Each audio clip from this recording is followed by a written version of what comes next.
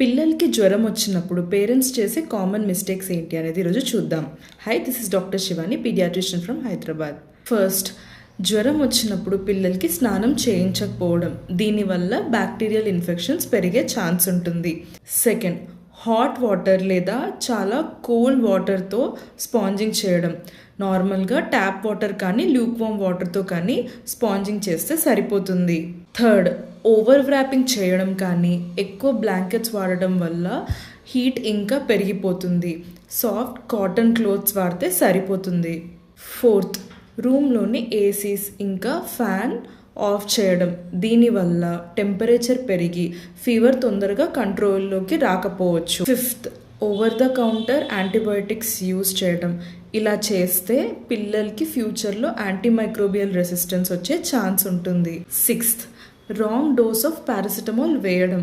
మీ పీడియాట్రిషియన్ని consult చేశాక paracetamol dose అనేది correct వేయాల్సి ఉంటుంది. సెవెంత్, ఫోర్స్ ఫీడింగ్ అనేది చేయకూడదు. పిల్లల్ని ఎక్కువ హైడ్రేట్ చేయాలి.